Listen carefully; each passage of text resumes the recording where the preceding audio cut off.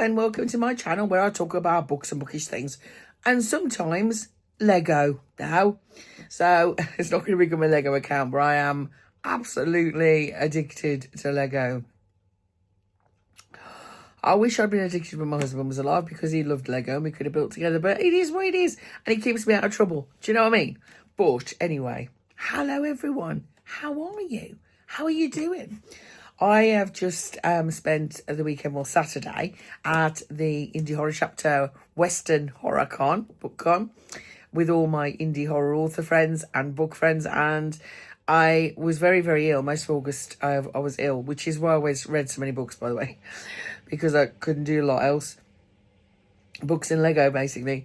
So it was such fun to meet everyone, and my heart is full.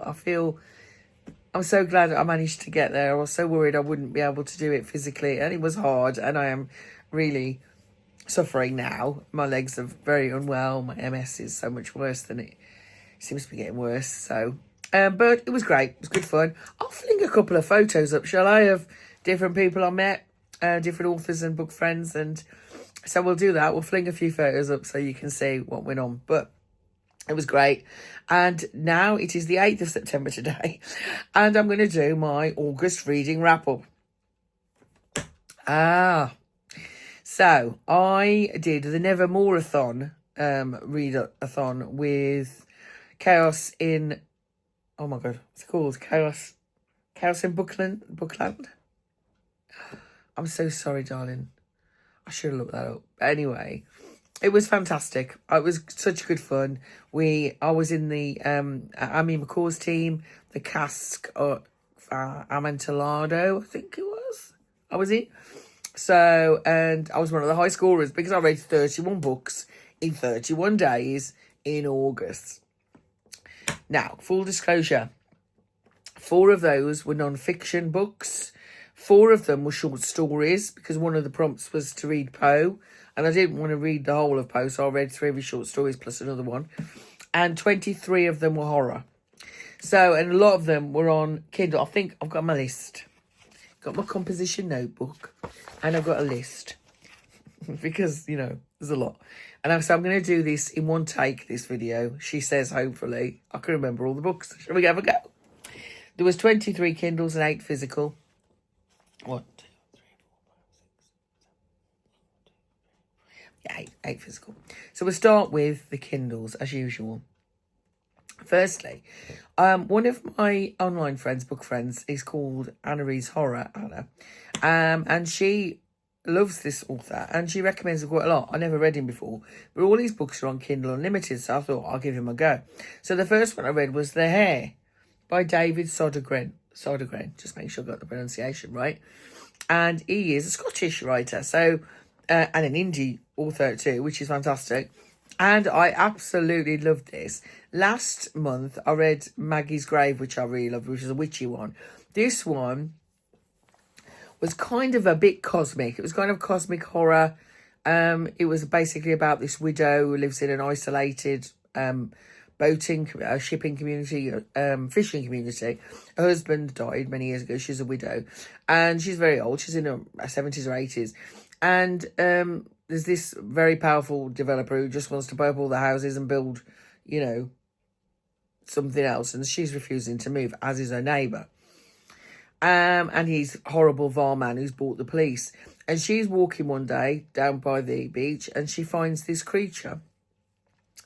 And she rescues it, takes it home, puts it in the bath. And the creature needs blood to survive. And is actually something quite special. Lives in the ocean. And that's basically the premise of the story. It's very gruesome, very gory. And a fantastic story. It was so compelling I couldn't put it down. Absolutely brilliant. It's on KU. It's absolutely worth a read. Following on from that, I also read, next one, Summer of the Monsters.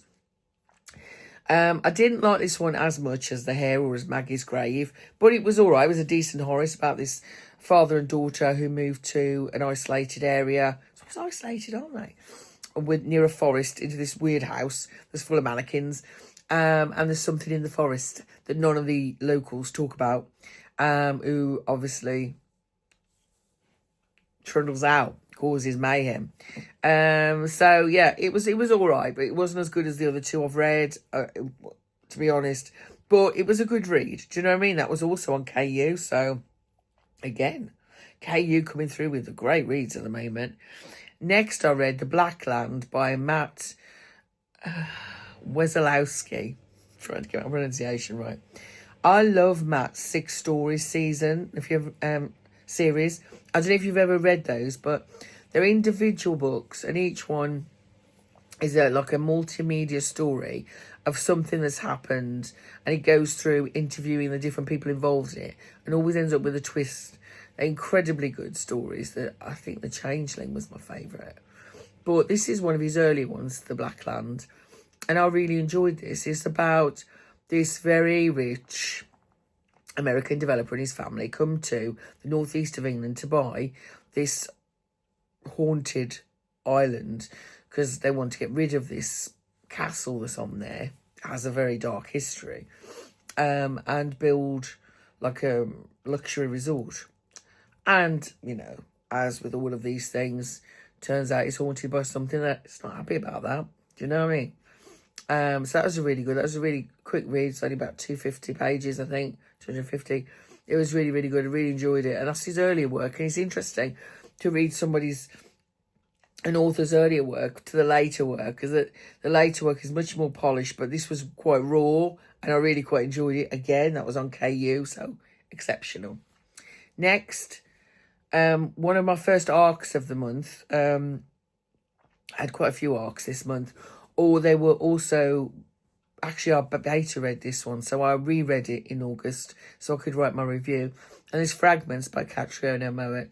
Kat is a friend, and I love her dearly, and she's only just started writing. Her first book of short stories, Beyond Smoke and Shadows, is just exceptional. The first story in that book should be a novel. It's incredible. This is, like me, she's a goth, you know, so it's just wonderful. Starts off, it's gloriously gothic. It starts off in 1775, and there's this woman who is lauded for her portrayal of Desdemona and Ophelia, and she goes missing. And you come to present day, and there's a new screenwriter at this theatre, and the theatre burned down not long after this woman died and was rebuilt. And this woman starts there as a screenwriter in this hotel, and she starts hearing voices telling her, please help me, please help me. And it is historical gothic fiction in that it's the ghost of this woman who's in the theatre. She shows the woman the flashbacks to her life, and there's real historical characters. Obviously, they've been slightly changed. Their stories have been changed, I'm sure, for the story. But it turns out it's not all as it seems, and it's perfect for this time of the year. You know, the Burr months, the dark, the cold, candlelight. You know what I mean? It's proper. Oh, it's just sumptuous. She's such an exceptional writer. I'm so incredibly proud of her. And this is a brilliant book, and it's out now. It's just fantastic. Brilliant. Next, we read Horror Tales from Ireland. This is by Kevin J. Kennedy. He does a lot of these. He's done Ireland, Wales, and England, I think, and Scotland. I think I've read all of them now. But this is Horror Tales from Ireland. I think I don't know how many tales there is in there, maybe 7 or 8. So it's on KU. My favourite stories in this one are by Keelan Patrick Burke and Lee Kenny, who I obviously love dearly. And yes, just really good, really creepy little short story collection.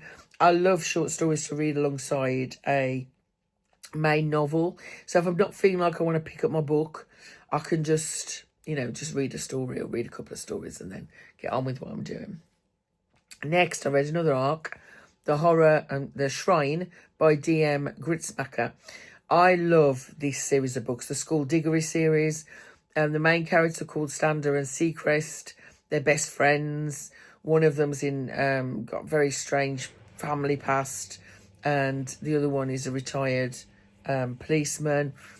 And there is an overarching story across the books. I think this is the 6th one, but you can read them as standalone because each one is a standalone story. And this one has Frankenstein vibes, and it's basically about this. It's set in France, and they've got part of the overarching story is they found this weird monolith in a quarry in France, and there's an old house right on the border of France and Germany, and there used to be a mad scientist there who was experimenting with people, and he resurrected some very famous bones, and they ran into the forest and are now still a problem. It's just wonderful. The imagery is great. The journey through France is wonderful. The overarching story I love. I love the characters. It's just a really great horror series, and it's really quite dark and visceral, but it's such a good story. Really enjoyed that. I'm on the ARC team for Dave, and I absolutely love them. So that was another one. Next, I'm also part of the ARC team for Rob Ulitsky, who I met this weekend. Oh, I love him. We've been friends for a couple of years now online, and I have all of his books. He's the master of body horror, and it was lovely to meet him. But the Dead Awake series is a 6-part series taking the zombie trope and twisting it completely. I think this is the 4th book. No, 3rd. Hang on. 3rd book. It's called Dead Awake Isolation. Now, it's about a little town in England called Egglemore, and something is released into the ether, and when people fall asleep, when they wake up, they're zombies. So if anybody gets bitten, after that, they try to stay awake, because do you know what it's like? It's like a twisted version of Nightmare on Elm Street, isn't it? Where they're all desperately trying to stay awake so they don't wake up basically dead. So, and it follows a core group of about 8 or 9 characters. Some of them are vile, some of them are wonderful, through this like apocalyptic event that happened in this town that's obviously now been cut off. It turns out there's this experimental science place there, and they've released this infection. And in this book, which is the 3rd part, you find out how involved that company was in the trials for this drug that was supposed to be to help something else. It's just wonderful. He's releasing them every month. So it's basically a 6-part series that releases every month. And so the next one, I've got the next one to read. Can't remember what it's called now. Dead Awake something. And it's wonderful. Such a kind of incredible thing to do, to plot out 6 complete novels that tell the full story. So I only have to wait usually 3 weeks to read the next one. This one's already out. The 4th one will be out in September. I think it's 16th, middle of September. So you don't have to wait long. They are just exceptional. And absolutely love Rob. And I'm not a zombie fan, but I really enjoyed this. Next, I read my first Poe. One of the prompts was Poe. I didn't want to read the whole of Poe, so I chose a few stories. So I chose my favourite stories, basically. I did read The Raven, the poem, but I didn't actually include that in this list. But the first one I read was The Pit and the Pendulum. It's a classic for a reason. If people don't know, it's about the Spanish Inquisition, pretty much. And this man is put in a cell, which is like a dungeon with a big hole in the middle. I'm not going to spoil it because you've got to read them. You have to experience these stories to really understand the wonder of Poe. And I mean, as Gothic, I love Gothic horror, especially Edwardian and Victorian. And my favourite writer is Sheridan Le Fanu or E.F. Benson. But Poe is a reason he is so lauded. His stories are really dark. This is really dark and really creepy. And it's just such a great short story, so why not? Next, I read another short story, Creepy Little, not sure I can say that word on YouTube, so I'm not going to, by Sarah Jules. She's releasing several little, like, tiny terrors, she's calling them, little short stories. This is basically Labubu gone mad. It's about everybody becomes obsessed with collecting this new toy. It turns out it's not a toy, right? It's really, really fun. It's creepy as hell. And it just does make you wonder about that kind of mentality that we all buy into, where, you know, we're so scared of missing out on something. I mean, I have a Labubu, I've got a couple of them, but I don't need to collect all of them. I just wanted one because they were cute. But the first one I bought before they went all mad. But this is a story about that, basically. They're not called Labubus in this, obviously, but it's basically what it is. It's brilliant. It's on KU. Next, Screams from Outer Space. Again, I love these. They've done Screams from the Ocean Floor, Screams from Outer Space, Screams from the Asylum, I think. They've done lots of ones. This is Screams from Outer Space. Now, one of my favourite genres after horror is sci-fi.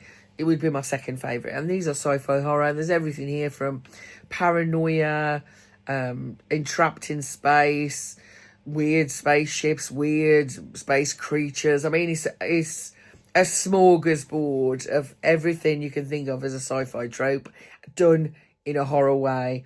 It's great. I really, really loved it. It's, as I say, I love having a short story collection that I can read alongside my normal books. And this was wonderful. And I actually found that I did try to put it down and I couldn't. It was just such fun. But yeah, it was really good.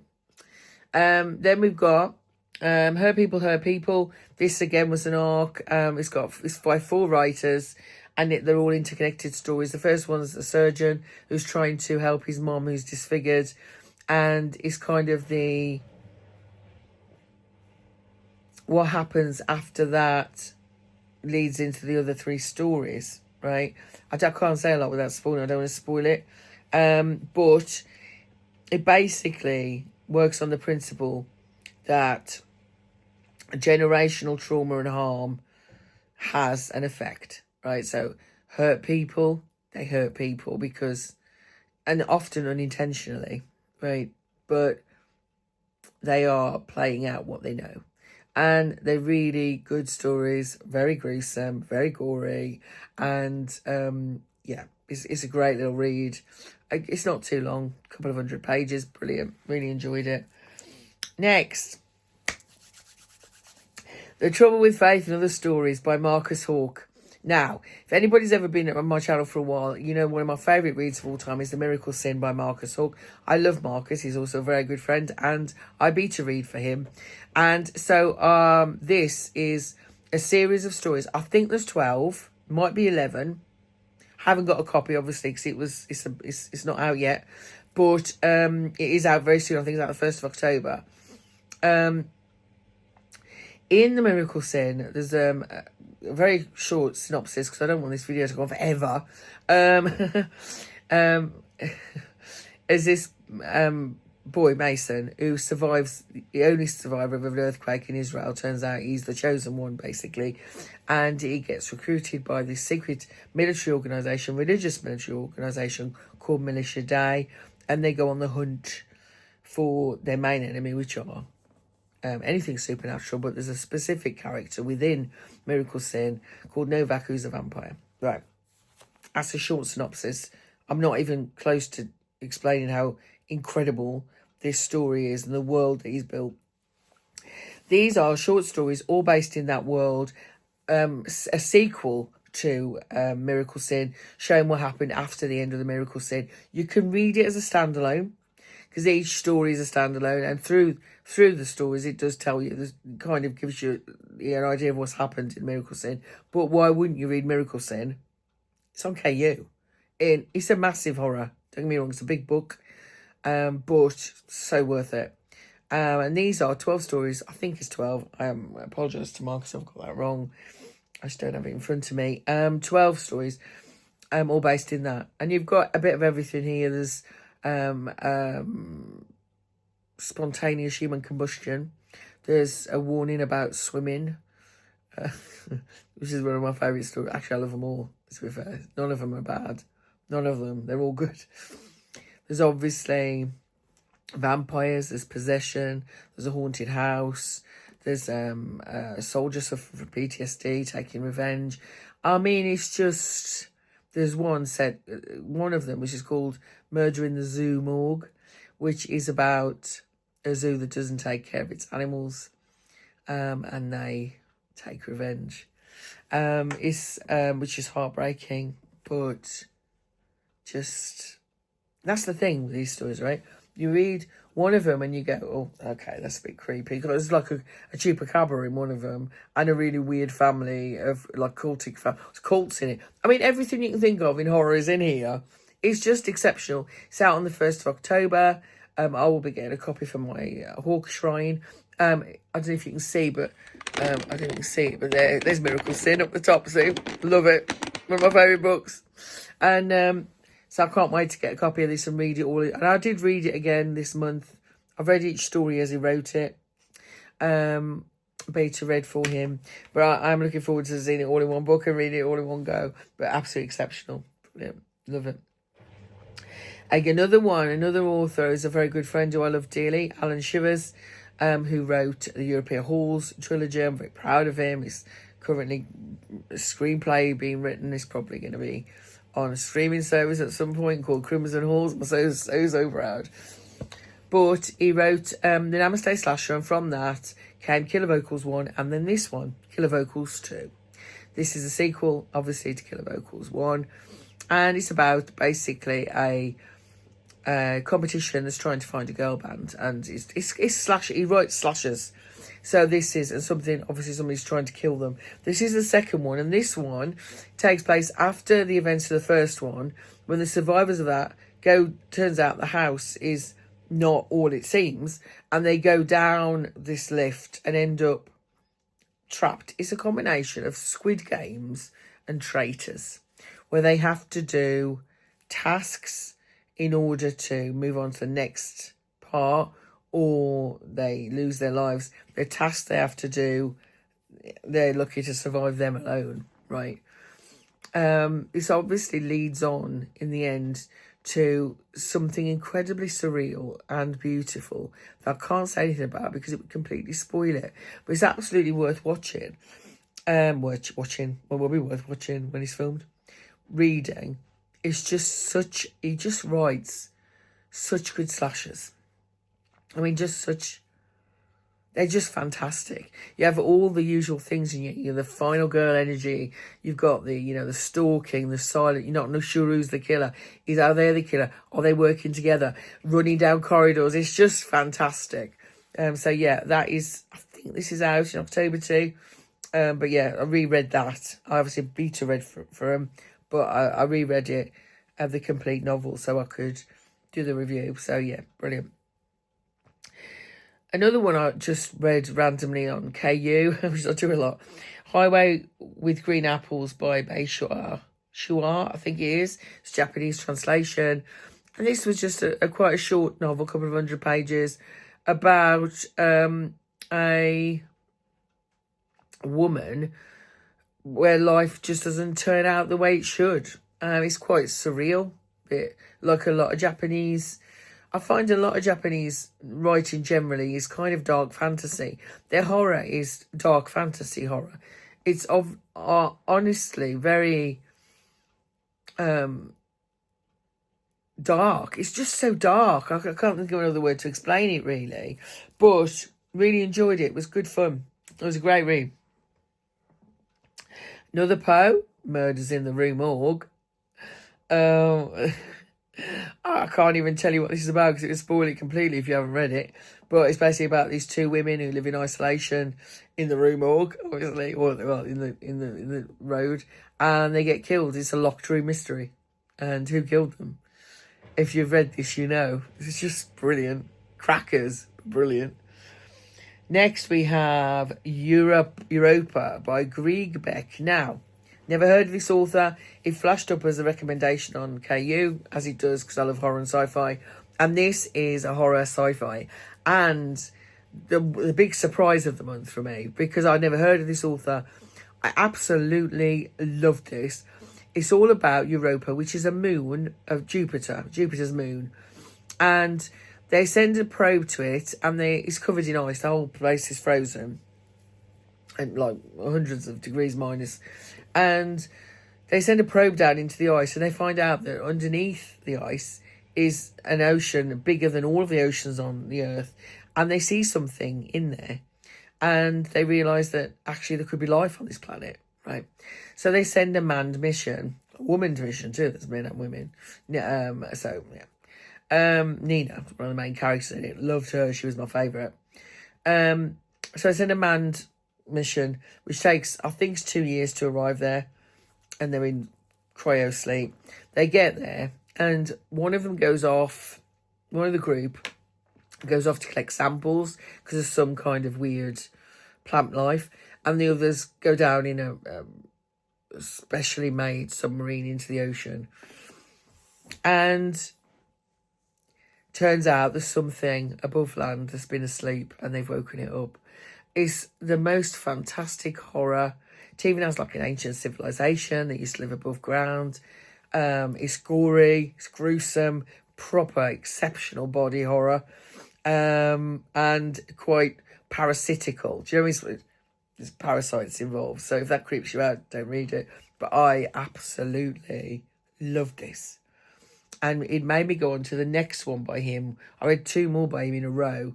The Siberian Incident, which is set at Lake Baikal, or Baikal could be, in Siberia. And he's got this great commission from the Russian government to breed sturgeon, which obviously is where you get caviar. And there's something in the lake that comes out that starts taking over the town. And anyway, it's kind of, I guess in a way, it's kind of Cosmic Zombie. It's Cosmic Zombie, but it's really, really good. Really enjoyed it. Really good fun. There's a mafia element to it, which I didn't enjoy very much. I found that a little bit, there wasn't needed. There was enough there already.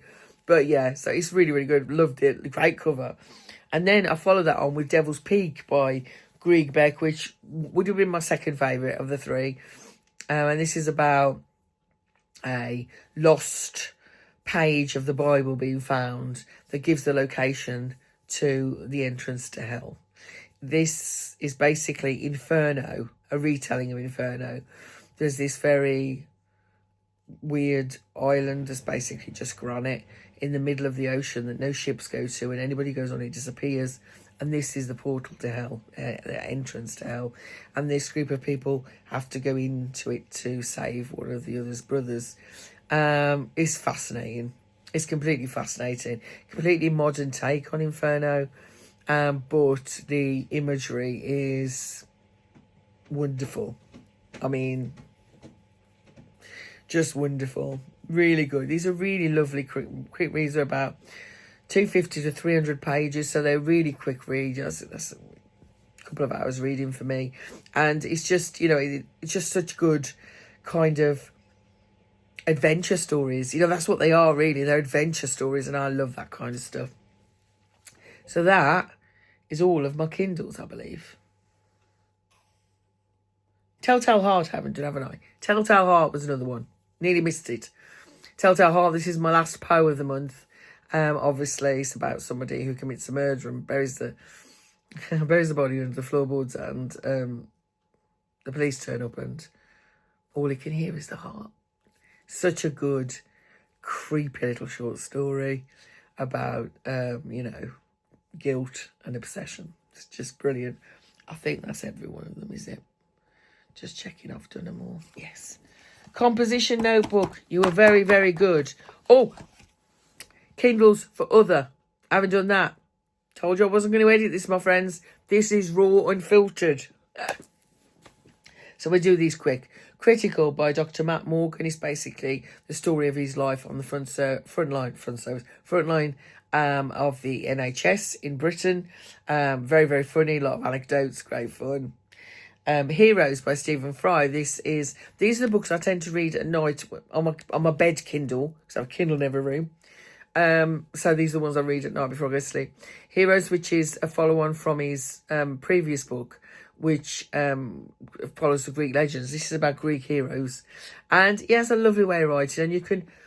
Oh, Merlin, get off my thing, please, darling. You're making it wobble. Sorry, cats. Anyway. Yeah, so this is... You can hear it, his voice. It's in his voice.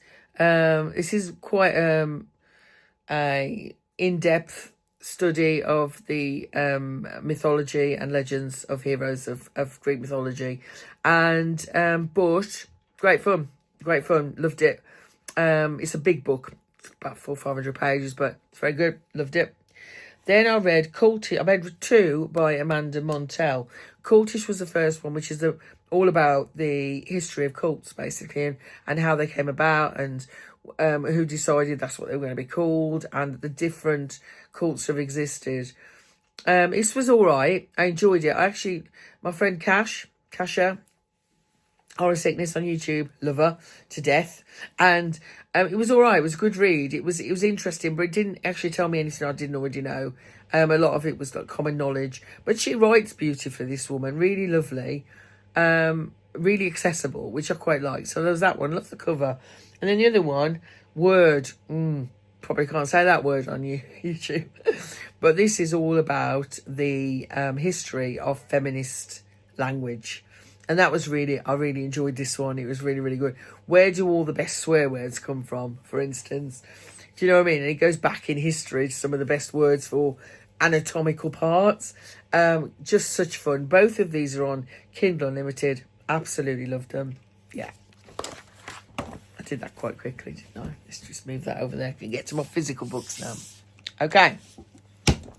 Here's the physical. Sorry, I'm covered in cat hair. Mad cat lady. So the first one I read, this is out tomorrow on the 9th of September, is Gorman's House by T.T. Madden, Maddox Media, and make this the Totally Freak series.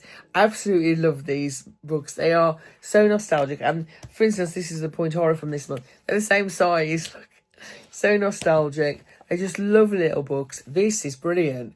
It's about a group of teenagers who find out that this mysterious haunted house attraction called Gorman's House, it's supposed to be like a travelling haunted attraction, turns up at their town, and they go into it, and it's not all it seems. The house is hungry and needs to find people. There's a load of people who are going, and inside the house it's like a hall of mirrors, basically, and everything pulls and elongates, and it's just absolutely fabulous. Loved it. Brilliant for Halloween. It takes place, there's the back if you want to read. It takes place in autumn, Halloween night 1999, and absolutely brilliant. Joey Powell, who runs Maddox Media, designs all the covers. Brilliant cover, isn't it? So yeah, brilliant. Absolutely loved it. And the point horror for this, obviously a Taz Point Horror book club. The point horror for this month was The Girlfriend. This is going to shine like hell because it's a shiny cover. I don't think I like it, but you're dependent when you're buying from eBay. And this is about this drove me mad.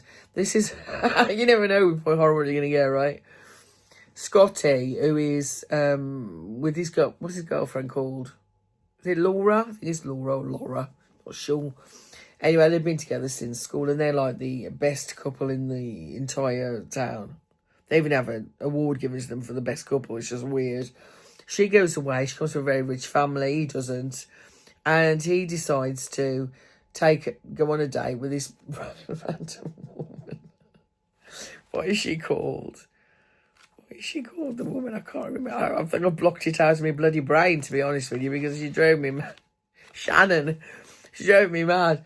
And she turns into a right psycho, but actually he's an idiot. He's a complete idiot, Scotty, in this. Why doesn't he tell anyone this woman's stalking him? I don't understand.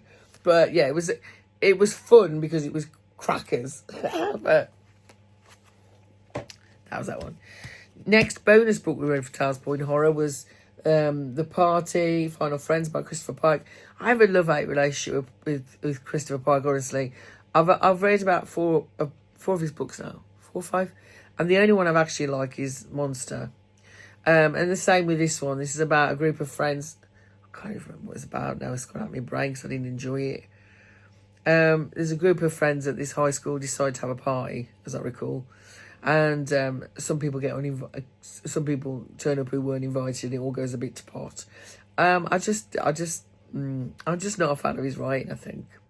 So, but it was good fun. It was a good discussion. It was good fun. So, I love My Point Horror Family.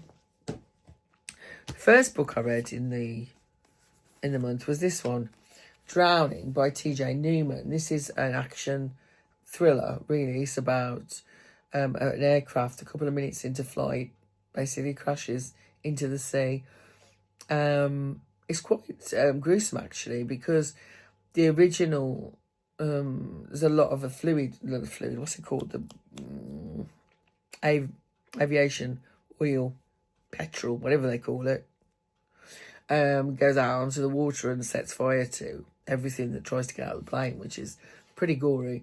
But there's a group of people, part of the fuselage drops to the bottom of the ocean. It's right on the edge of a trench, and it's all about their rescue, and like it's in a lot of ways it's kind of like Die Hard, in the fact there's a husband, a father and daughter on here, and his wife is the head of the rescue team. So it's kind of like Die Hard, right? But it's good fun. It's a thriller, easy read, great fun. Yeah. Now, I bought the third in the trilogy of My Heart is a Chainsaw by Stephen Graham Jones. It's been a long time since I read the first two, so I decided I was going to do a reread over the next 3 months. So in August I read My Heart's a Chainsaw by Stephen Graham Jones. I love these books, and it works out quite well because I never reviewed them before, so I can do that now. I love Jade. The main character in this she's the ultimate final girl. If anybody doesn't really know the story, it's about this little town, and it's very segregated. So you've got the parts of the town where the workers are, and then on the other side of the lake is, the very, very wealthy, right? And she is part of the local indigenous culture. She's badass. She's just a girl on her own, and it's basically a slasher. Do you know what I mean? A lot of people complain about this book that's overwritten, and I suppose it could be. I enjoy that. I love his writing. I think with SJGJ, you either really love his writing or you don't, and I really love it. And Jade is she's the ultimate final girl. So I'm really, really enjoying my reread. I'm looking forward to reading the end of the trilogy. Next, Kate Ellis, Harrow Lake. Now, I love Kat. I love Kat very much. She's lovely, YA author. And I've had this book for ages, and honest to God, I thought I'd read it, and I hadn't. So that was a nice surprise or a disappointment. I was like, how have I not read this? It's a lovely sprayed edge copy. And this is about a daughter, and her father is a very famous film director. And he directed a classic cult horror. I think it's called something Bird. Little Bird? Is it called Little Bird? Yeah, the main character is Little Bird. The film was called Nightjar. A cult film filmed in this town. Her dad gets attacked, and she gets sent to stay with a relative in this town that is obsessed with this movie. And it's just so good. Oh my Lord. It's atmospheric. It's beautifully written. It's eerie because the town is completely obsessed with this movie. They celebrate it. It's everywhere. And of course, her mom, who was the main character in the film, mysteriously disappeared.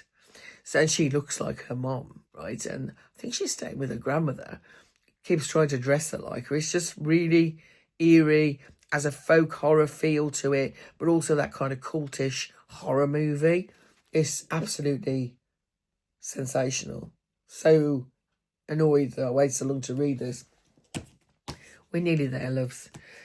Then I read this. I love Japanese and Korean translated fiction. I think this is Korean. I want to die, but I want to eat tteokbokki, I think it's pronounced. And it's basically this woman's conversations with a psychiatrist, as she suffers from a lot of anxiety, depression,